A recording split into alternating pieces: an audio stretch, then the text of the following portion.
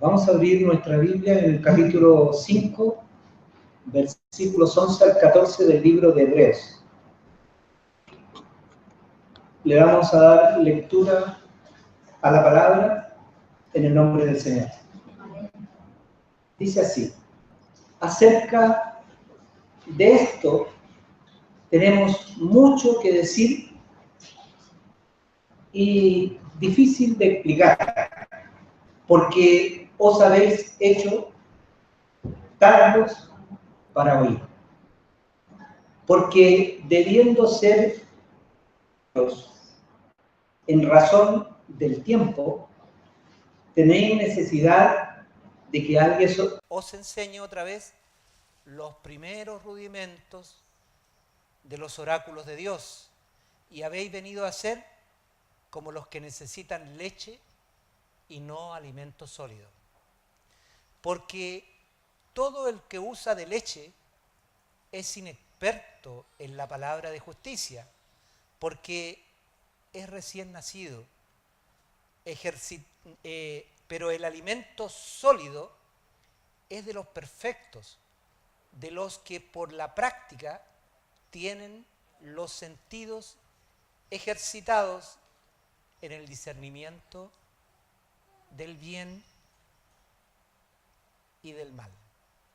Amén. Acompáñenme, hermanos, en una oración al Señor.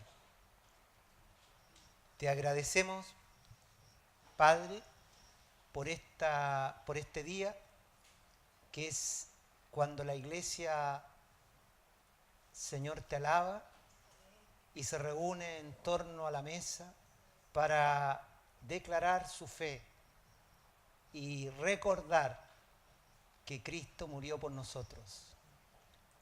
Y desde esa situación poder proclamar nuestra posición que nos ha venido por gracia y por fe. Permite hoy, Señor, que al abrir nuestra boca para anunciar tus verdades más preciosas, nuestros oídos estén abiertos y nuestra mente sea alumbrada por tu Espíritu, de tal manera que nuestro corazón se abra de par en par para creer y declarar tu palabra. Señor, que tu palabra crezca en medio de nosotros, que tu palabra crezca en medio de tu pueblo. Señor, la palabra no crece en boca de un predicador, sino crece cuando por boca del predicador llega a los oídos de tu pueblo y luego esa palabra está en la boca del pueblo. Señor, así la palabra crece. Permite hoy que esta palabra crezca en medio de tu pueblo, para que tu nombre sea glorificado, Señor, y seas alabado por tu gracia y por tu bondad. En tus manos nosotros nos encomendamos, Padre. En nombre de Jesús. Amén.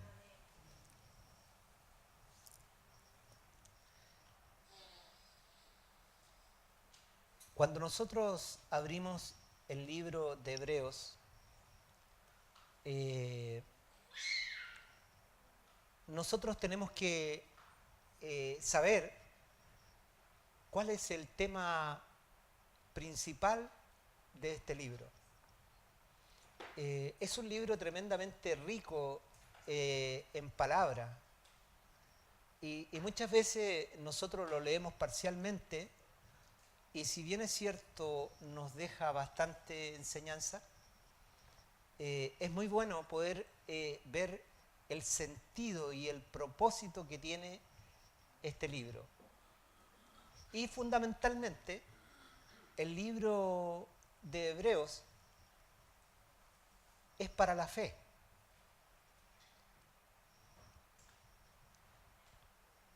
es un libro que su contenido principal está despertando al pueblo de Dios en relación a la fe.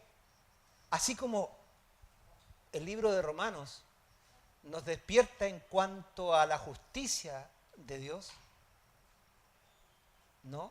Y nuestras relaciones con Dios en base no a nuestra justicia, sino a la justicia de Dios en Cristo.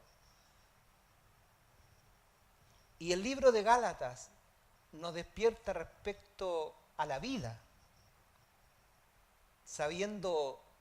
enseñándonos cómo la vida es obtenida por el pueblo de Dios. El libro de Hebreos nos despierta en relación a la fe. Por lo tanto, todo examen del libro de Hebreos debería enfatizar, y cada trozo de esta palabra, enfatizar a algún aspecto de nuestra fe bendita, de dónde está enraizado nuestro corazón. Y lo primero que aquí encontramos dice, acerca de esto tenemos mucho que decir. ¿De qué viene hablando el Espíritu Santo a través del escritor de Hebreos? Viene hablando de el sacerdocio de Cristo. Ese es el tema. Y este sacerdocio dividido de dos maneras.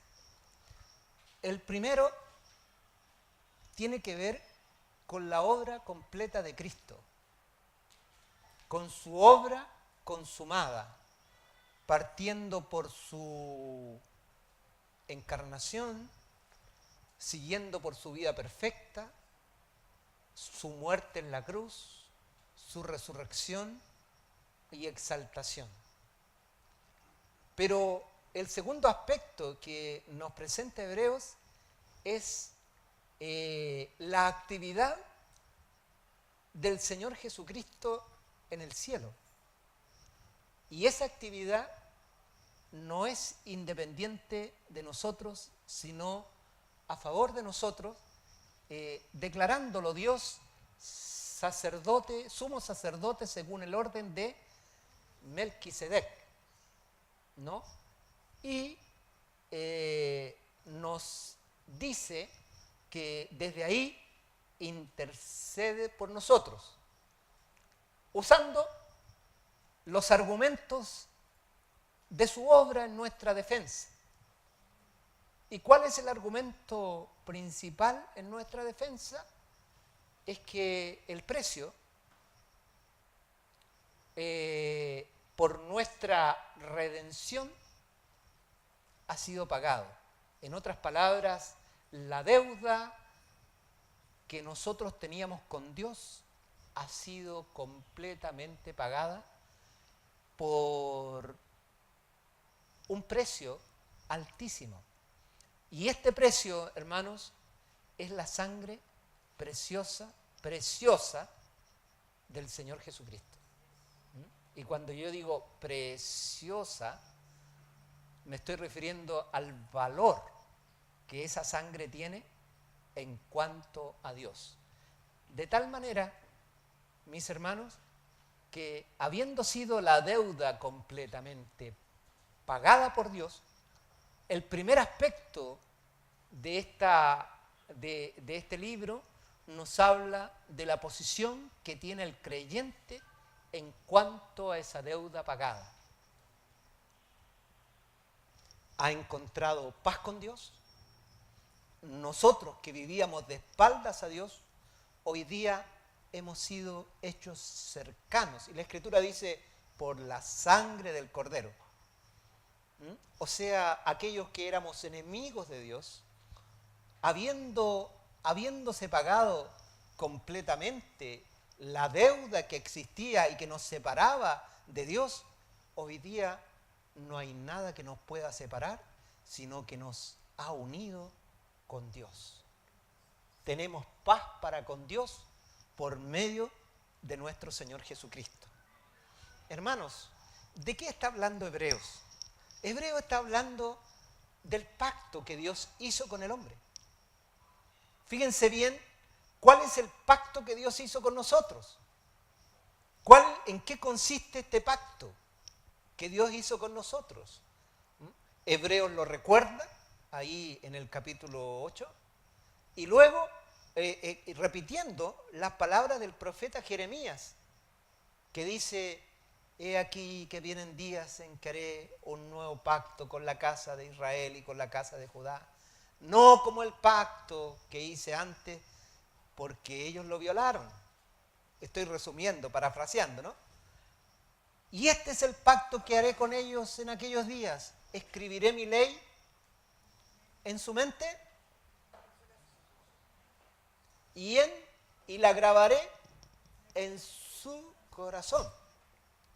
Hermanos, miren los aspectos del pacto. De eso está hablando Hebreos.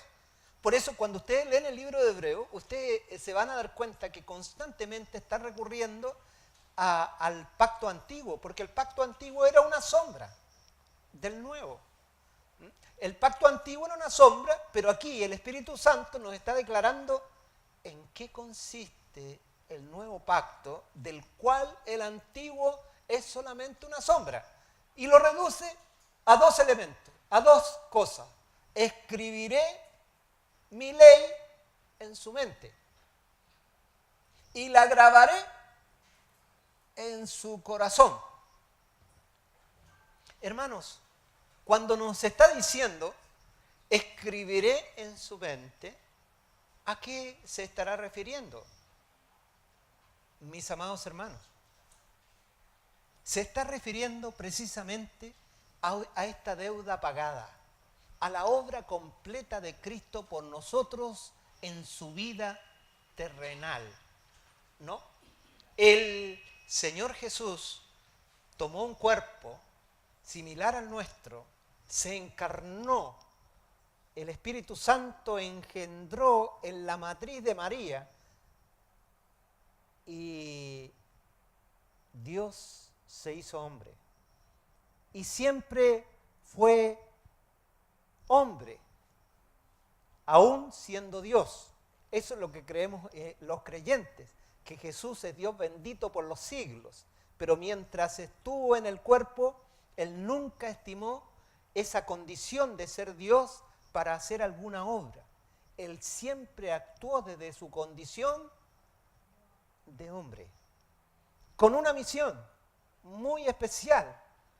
La misión que tenía el Señor Jesús era rescatarnos del pozo de la muerte, donde habíamos sido confinados a causa del pecado y nos habíamos unido y sido aliados del primer pecador en el universo, el diablo. Y en ese pozo de la muerte, la única manera de rescatarnos de él era pagando un precio, el precio que nos podía sacar de ese lugar. Y el precio debía ser pagado con la muerte. La principal misión del Señor Jesucristo era morir. Él vino a morir. Pero hermanos, Él no vino a morir de una manera, como cualquier ser humano, sino que el Señor Jesús debía ser el perfecto Cordero sin defecto, porque si el Señor Jesús hubiera pecado una sola vez, no hubiera podido rescatarnos. Hermanos, ¿por qué la sangre del Señor es tan valiosa? Porque es el primer ser humano, hermanos, que muere sin nunca haber pecado, que vence al mundo, vence al diablo, vence la carne y se manifiesta victorioso. Ese día en que el Señor Jesús prendía en una cruz muerto, el Espíritu del Señor bajó a los lugares más bajos de la tierra, pero los pecados de todos nosotros quedaron ahí en esa cruz. Y aquel que no había pecado nunca, hermanos, aquel que nunca había pecado, bajó como un cordero inocente. Pero miren, mientras Él vivió fue un cordero. Mientras Él vivió venció al diablo como un cordero. Y ese cordero fue examinado. Fue examinado desde su hogar por sus hermanos que eran incrédulos. Fue examinado por el pueblo y por la incredulidad de su generación.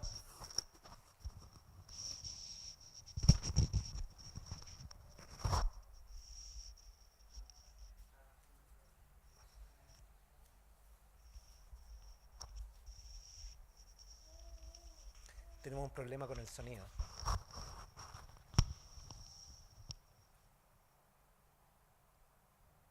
Hermanos, el Señor Jesucristo era el Cordero perfecto. Y en el momento, hermanos, en que se enfrentó a la muerte, Él tuvo que superar, vencer aún a sí mismo. Porque Él oró al Padre, porque sabía que Él no podía, hermano. Y Él rogó al Padre diciendo, pasa de mí esta copa. Esto es algo que yo no puedo hacer, pero no se haga mi voluntad. Y en el último momento del Señor, Él fue fortalecido por un ángel del cielo.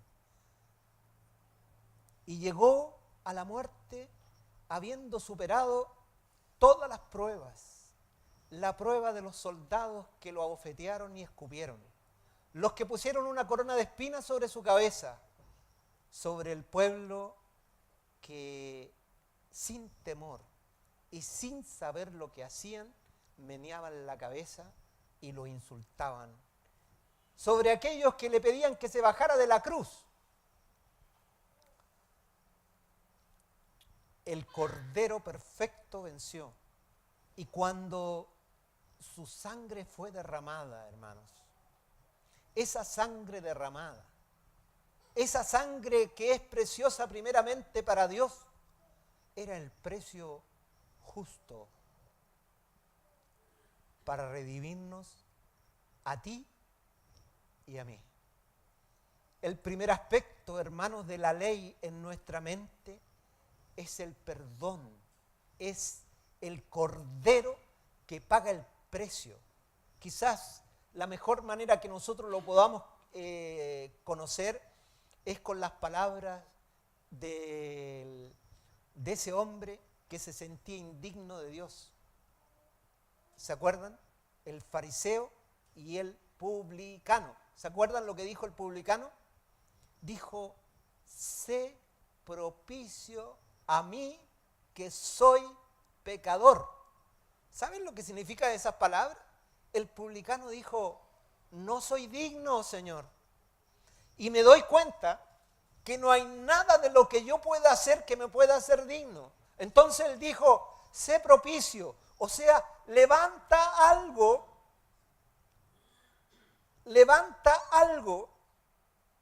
que te satisfaga a ti. Levántalo tú porque yo no puedo. Y el Señor Jesús dijo, este fue justificado antes que el otro que decía que hacía muchas cosas justas. Hermanos, lo que hizo el Señor por nosotros fue una propiciación. ¿Qué es la propiciación? Es el pago de nuestras deudas. Hermanos, Él pagó la deuda no a medias, sino completa. La provisión de todo el pago de nuestra deuda se terminó. Por lo tanto, el estado que nos trajo ese pago de deuda es paz con Dios. Antes estábamos en deuda, Dios era nuestro acreedor, pero cuando la deuda fue pagada, hermanos, nosotros tuvimos paz con Dios. ¿Qué quiere decir paz con Dios? Significa que ya Dios no era nuestro acreedor y teníamos y volvíamos a una comunión. El problema de nuestros pecados estaba terminado. Hermanos, esta palabra es para la mente. esta palabra, hermanos, es una palabra para nuestro intelecto. Pondré mi ley, ¿dónde? En su mente. Por eso que el Espíritu Santo, hablando por la boca de Pablo, dice, sabiendo esto. ¿Por qué dice sabiendo esto? Porque el Evangelio primero es un conocimiento. Lo primero que Dios ha hecho, hermanos, es ha puesto su ley en nuestra mente. ¿Y qué dice esa ley? La deuda fue pagada. Y la pregunta es, ¿cómo responde el pueblo de Dios? La única manera de responder a esto no es mirar si tú alguna vez le puedes pagar a Dios lo que Él ha hecho por ti, porque eso es imposible. No, la única manera de responder y que glorifica a Dios es decir gracias, creo. Hermanos, lo único que glorifica a Dios es la fe. Es cuando tú dejas de confiar en ti mismo, dejas de tener como conocimiento lo que viene de tu alma, la inteligencia o el conocimiento que tú has adquirido, o la conciencia de tu vida, para depositar tu confianza en la palabra de Dios, que nos habla de que la deuda ha sido completamente cerrada, no porque Dios nos haya perdonado, dicho yo no te perdono la deuda. Sí es cierto, hermano, pero la deuda, el Padre nos perdonó no solamente porque nos amaba, sino nos perdonó en justicia. ¿Qué significa en justicia? Que Dios no podía, por el amor que tiene, porque Dios es amor, no podía perdonar, sino también por su justicia. Él no podía perdonar si pasaba a llevar la justicia, porque es Dios. No, Él no puede pasar a llevar su justicia. Entonces hubo un lugar, hermanos, donde el amor y la justicia se encontraron. Así dice el profeta. El amor y la justicia se encontraron. ¿Ustedes saben cuál es ese lugar? Sí, hermanos, en la cruz. En la cruz ustedes pueden ver el amor del Padre. Hermanos, ¿qué hizo el Padre? Ofrendó. Recuerdo alguna vez haber sido invitado a hablar sobre la ofrenda y el Señor puso en mi boca, hermanos, la verdadera ofrenda. La verdadera ofrenda es la que Él hizo. Cuando Dios ofrenda, hermanos, no ofrenda lo que sobra. Dios no ofrendó lo menos valioso. Dios era dueño del universo. Dios, el Señor en una de sus palabras, en un profeta dice, mía es la plata, mío es el oro. ¿Cuánto podría ofrendar el Señor? Ilimitadamente. De Él es la plata y el oro. Imagínense la ofrenda que traería el Señor acá. Pero queridos hermanos, eso no es lo más valioso en el universo. Él ofrendó a su Hijo. Hermanos, y cuando el Señor Jesús estaba muriendo en la cruz, el Padre tuvo que darle vuelta a la espalda. ¿Saben lo que fue eso? Yo les hablo a los padres aquí y a las madres. El apóstol Pablo razona de esta manera. Quizás alguno se atrevería a ofrendar la vida por un justo. Pero Dios muestra su amor para con nosotros en que siendo pecadores, Cristo murió por nosotros. O sea, el Padre dio la vuelta, la espalda a su Hijo por amor a nosotros. Pero su corazón estaba partido, estaba roto. O sea, Él ofrendó con dolor.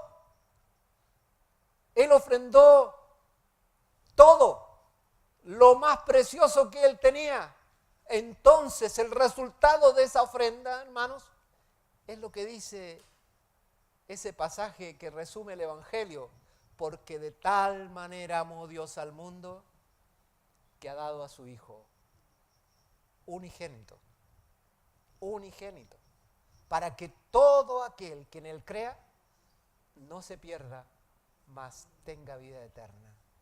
Entonces ustedes ven el pacto, hermanos. Dios dio a su Hijo y su Hijo con su sangre propició nuestros pecados.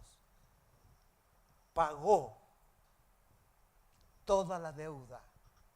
Hermano, y eso es la prédica del Evangelio. Cuando nosotros hablamos de la palabra de Dios, nosotros tenemos que decir, Dios pagó la deuda, por lo tanto arrepiéntete, arrepentíos. O sea, si tú vives una vida de espaldas a Dios, entonces arrepiéntete porque Dios ya pagó la deuda y el perdón es un derecho tuyo. Dios te lo ha dado en Cristo. Levanta sus ojos y cree. O sea, hermanos, el primer aspecto de la ley en nuestra mente es saber, es la convicción de que nuestros pecados han sido borrados.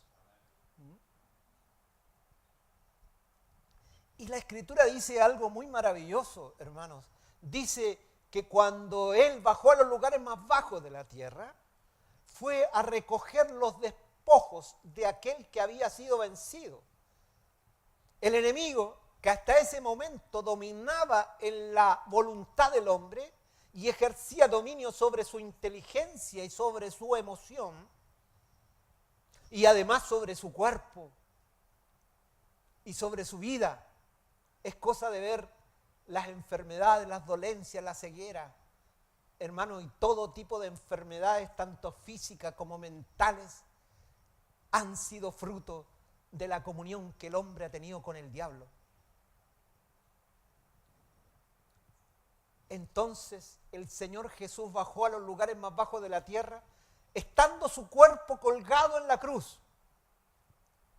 Sobre Él los pecados de todos nosotros, pero sobre Él en espíritu, hermanos, ni un solo pecado, porque en Él no había pecado. Y bajó a los lugares más bajos de la tierra, ya no como un cordero, sino como el león de la tribu de Judá. Y llegó al lugar donde el diablo tenía su guarida, en los lugares más bajos de la tierra. Y ahí despojó al diablo ya vencido, porque Él le venció en la cruz.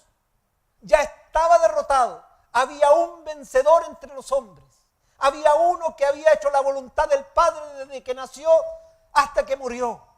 Hasta ese momento ninguno que había llegado a la tumba había llegado en esa condición. El Hijo de Dios llegó, hermanos, al lugar de la muerte, entró a esos lugares y le quitó al diablo aquello que le había quitado al principio.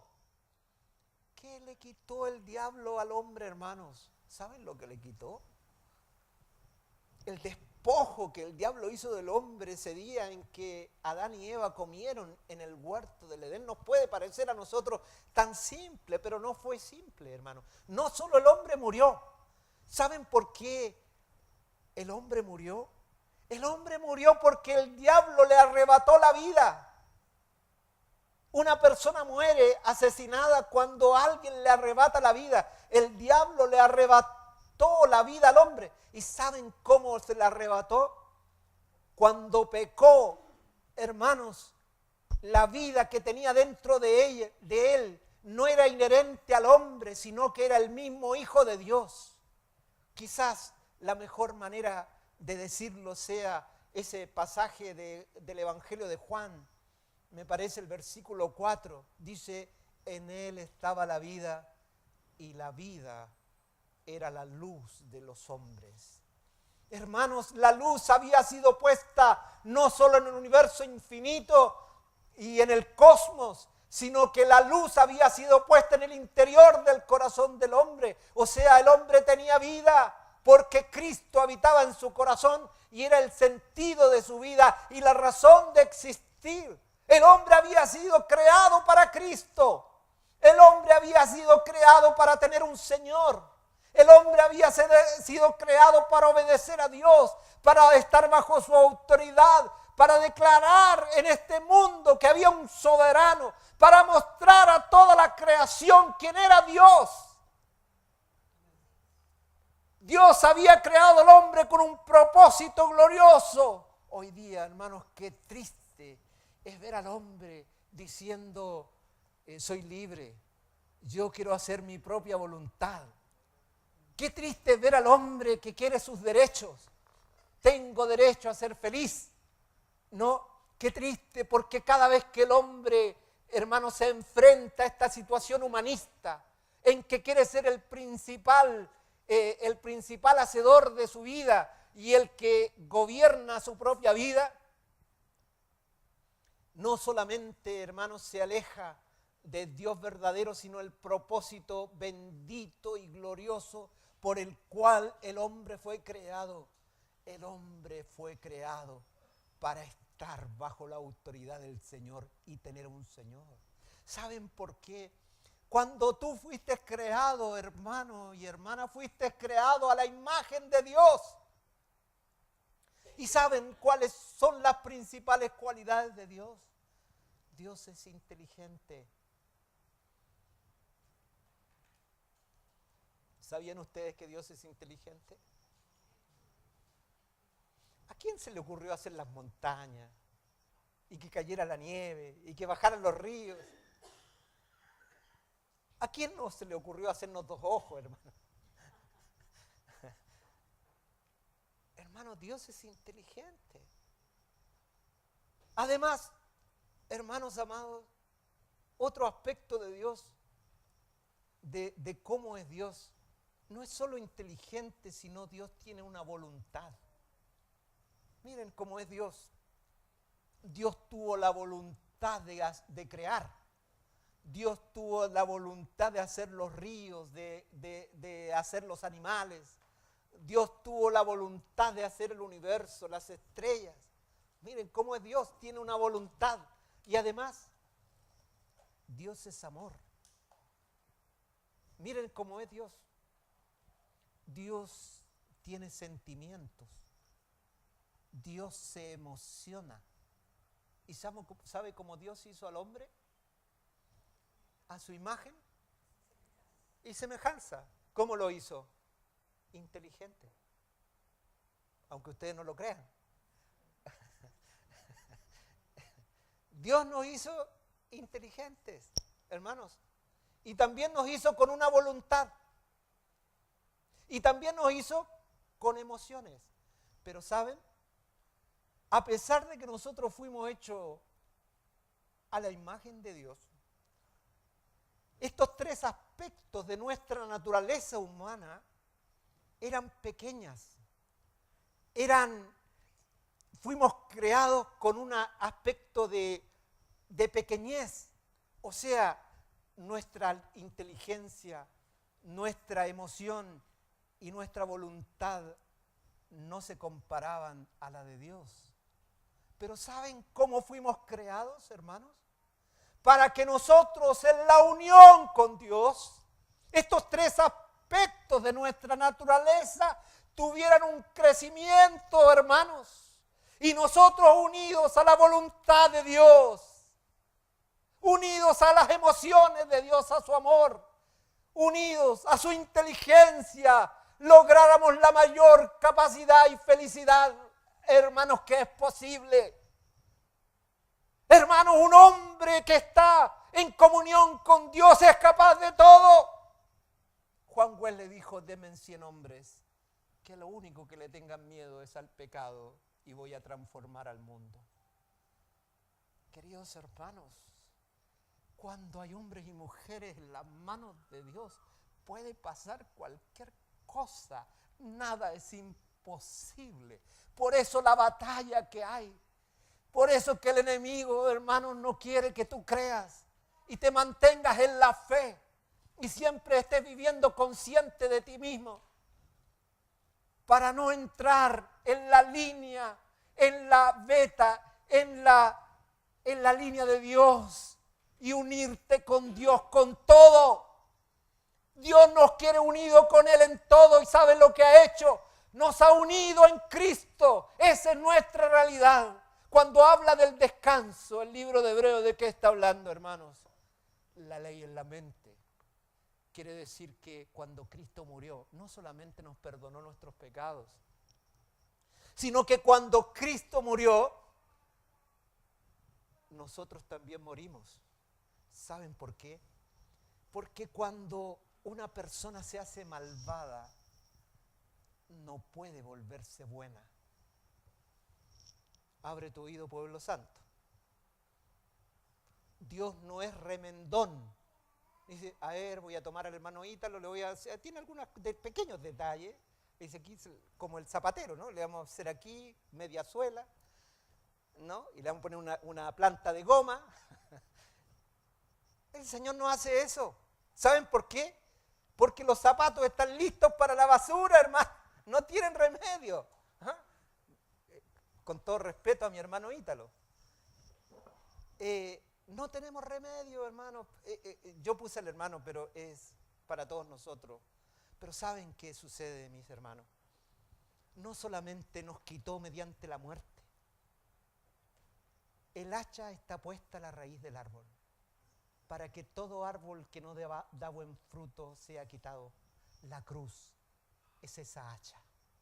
El hacha ya ha cortado y cortó al hombre viejo. Y nosotros en Cristo hemos muerto. Pero oh, bendición gloriosa y maravillosa, si alguno está en Cristo, nueva criatura es. Dios nos ha dado una vida nueva por el Espíritu, hermanos.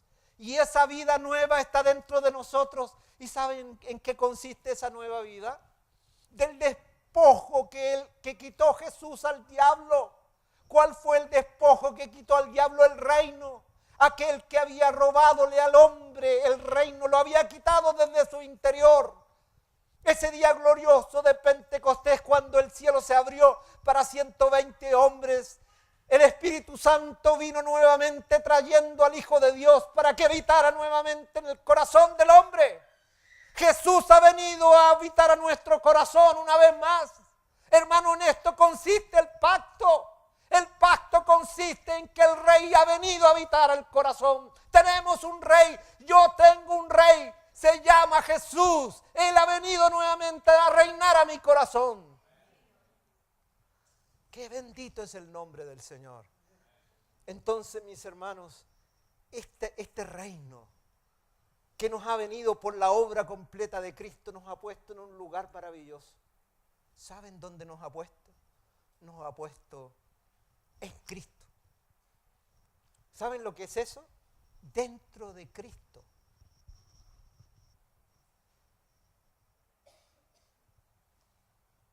Dios nos ha puesto dentro de Cristo. ¿Crees esto? Esto declaramos. Es de recordar al querido hermano, a ese querido hermano con el cual me tocó muchas veces ir a orar.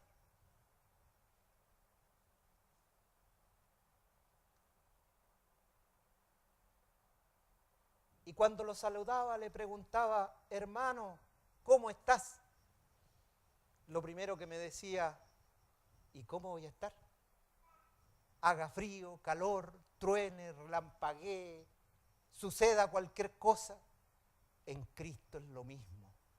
Estoy en Cristo. Y luego pasaba un poco de conversación y el hermano me preguntaba cómo yo estaba.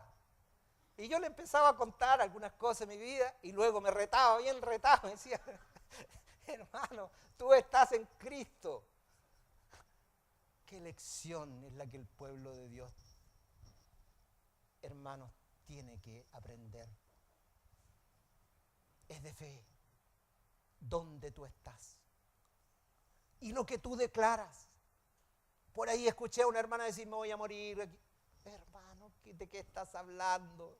Me voy a morir. El creyente no muere, tiene vida eterna. Y si bien es cierto, nuestro cuerpo puede caer a tierra, en algún momento nuestra vida permanece para siempre. Estoy en Cristo. Y me ha puesto en lugares celestiales.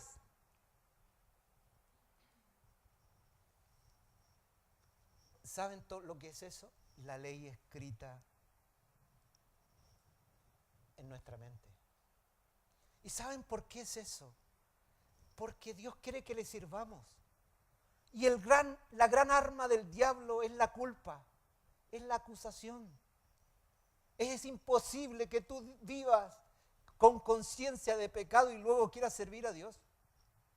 Si tú no crees el lugar donde te encuentras, tú nunca vas a poder ser un siervo, nunca vas a poder servir a Dios, porque siempre vas a estar tratando de hacer cosas para acercarte a Dios.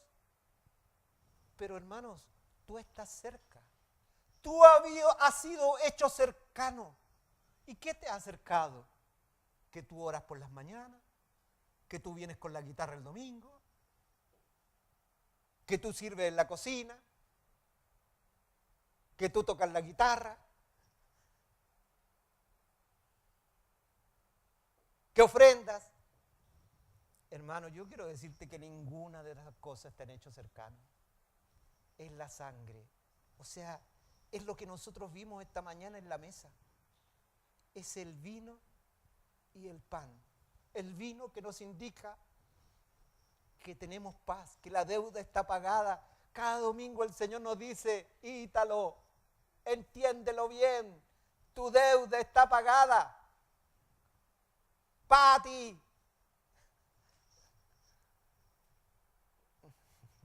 tu deuda está pagada. Entiéndelo, tu deuda está pagada.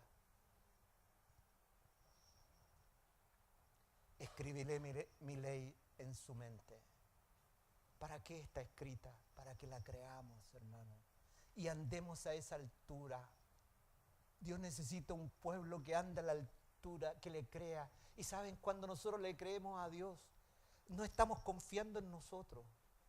Porque aquí no está diciendo los que se han portado bien ahora tienen que creer. No, es todos los que éramos perdidos pecadores, que no teníamos ningún mérito, que nos describió nuestro hermano Juliano en la mañana, a todos los que estamos aquí.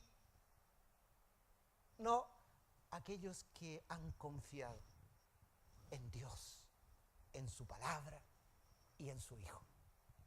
Nada más. Esa es nuestra historia. Hermano, es una historia de fe. ¿Saben por qué la iglesia no abre su boca para alabar al Señor? Porque no está sobre la fe. Uno de los aspectos, hermanos, que muestran cuando la iglesia está sobre emociones, cuando espera emocionarse para alabar a Dios, cuando espera sentir algo especial para alabar a Dios, o estar de buen ánimo para alabar a Dios, no haber tenido problemas en la casa, no haber discutido con el esposo, con el hijo, con la hija, con el etcétera, es porque no estamos sobre la fe. Pensamos que nuestra comunión con Dios está basada en cómo yo me levanté en la mañana, cómo desperté, cómo me levanté en la mañana. Hermanos, pero nuestra comunión con Dios no depende de cómo yo me levanté en la mañana, si con el pie izquierdo o el derecho. Mi comunión con Dios está basada en una obra que es igual todos los días. Que la sangre de Jesús, hermanos, fue el precio pagado. Y esa sangre tiene valor para Dios y por ella he sido comprado y por ella he sido perdonado. Y Él me ha puesto en un lugar seguro, no conforme a mis obras, sino conforme a su amor y a su misericordia. El primer aspecto de la bondad de Dios se llama gracia y está escrita en nuestras mentes. Por eso el apóstol Pablo constantemente dice, sabiendo esto.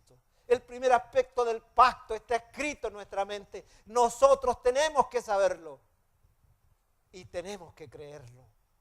Esto nos invita solo la fe. La iglesia quiere vivir una vida profunda en Dios. Uno de los aspectos más importantes de vivir esta vida profunda en Dios es cuando tú te desilusionas de ti mismo. Cuando tú te has esforzado por ser un buen cristiano y vez tras vez te das cuenta que has fracasado. ¿Y sabes por qué es eso? para que tú recurras a tu fe. Y cuando tú recurres a tu fe, resulta en una vida gloriosa, pero de lo cual tú no te puedes gloriar. No puedo decir, gracias Señor, porque no soy como la hermana Iliana. Pero humildemente digo. No puedo decir eso porque la hermana Iliana tiene las mismas posibilidades mías, porque el Señor murió por ella, la sangre. Él nos ha pedido a ambos que lo único que podemos hacer es levantar nuestros ojos para confiar en nuestro Señor. Y está hecho. La obra de Cristo está consumada, está para mí. ¿Qué tengo yo que hacerlo? Tomarla. Es para mí. El Evangelio es para... El Señor no murió por los inteligentes, sabios, los grandes pastores, los hermanos que son más crecidos, esos que miramos así con la boca abierta hacia arriba. No, hermano, el Señor hizo la obra por también nosotros, los que estamos aquí, por cada uno de ustedes. La obra es para todos, para el simple, para el que tiene más capacidades intelectuales, para el que tiene menos, para el que tiene más posibilidades en todos los sentidos, para el que no tiene ninguna. La obra de Cristo enriquece al que cree. Entonces nosotros tenemos, hermanos, la ley escrita en nuestra mente. Y esa ley escrita en nuestra mente, ¿qué provoca? Alabanza. Dios busca adoradores. ¿Sabes por qué adoramos a Dios? ¿Sabes por qué nosotros amamos a Dios? ¿Alguien me puede decir? Nosotros amamos a Dios porque Él nos amó primero. ¿Saben ustedes cuál es la más alta motivación que puede tener un ser humano para servir a Dios? Es cuando sabe que Dios lo ama. La primera mentira que el diablo le echó a Eva fue para echar veneno sobre el amor de Dios. Lo primero que motivó a Eva para pecar en contra de Dios y tomar esa fruta prohibida fue que el diablo le mintió respecto a la fidelidad de Dios. El día que ustedes coman de este árbol van a ser como Dios. Estaba dudando que Dios quería lo mejor para él. Y hasta el día de hoy, hermanos, lo que hace inútil a una persona es no saber que Dios la ama. Hermano, Dios te ama. Hermana, Dios verdaderamente te ama. ¿Crees esto? El Evangelio nos ha vuelto a su amor. Eso es lo que nos motiva. ¿Por qué estás sirviendo? Porque Él me amó primero. Él me ama. Dios nos ama, hermanos. Entonces, mis hermanos, esta glorioso aspecto del pacto de Dios hace que nuestra mente se una con Dios, nuestra inteligencia sea más profunda, se una con aquel que es infinitamente inteligente. Gloria al Señor. ¿Qué pacto ha hecho Dios con nosotros? Ha puesto su ley ya no en una piedra. Dios no ha puesto su ley en una piedra. El pacto antiguo es la ley puesta en una piedra. En estos días me llamó un amado pastor preguntándome sobre estos asuntos. Y yo le decía respecto a esta ley escrita en el corazón. Y él, que es un típico pastor pentecostal, miraba y me decía, nosotros hemos puesto tanta ley sobre los hermanos, que el diezmo, que la salida a la prédica, que las reuniones, es toda la ley en la piedra. ¿Se dan cuenta la diferencia entre la ley dentro a la ley en la piedra? Debes hacer esto, debes. ¿Y saben lo que dice el Evangelio? Tienes. Mientras el Evangelio dice tienes, la ley dice estás en deuda. El Evangelio dice ya no tienes deuda y la religión dice tienes que pagar, debes, no has hecho esto, no has hecho lo otro. Oh, qué diferencia, hermanos. Hoy día nosotros tenemos un cristianismo en la piedra. Lo común, hermano, es la piedra. Es decir, ¿qué hay que hacer? Y aún entre nosotros sucede, hermanos, que queremos que nos digan lo que hay que hacer. No, hermanos, tú no tienes necesidad. La ley ha sido escrita en tu mente.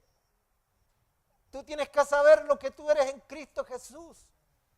La fe te une a esa realidad gloriosa y bendita.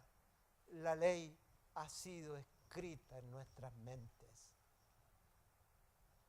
Entonces, dice, acerca de esto, tenemos mucho que decir y difícil de explicar, porque os habéis hecho tardos para oír. Mire lo que dice, hermanos, significa que al escuchar estas verdades, el creyente vuelve sin darse cuenta a la religión. Le gusta la piedra, nos gusta que la ley esté allá, y de repente andamos buscando que la ley esté allá, y echamos de menos que la ley esté escrita en la piedra. Y nos empezamos a hacer preguntas y nos cuestionamos cuando no vemos la ley escrita en la piedra.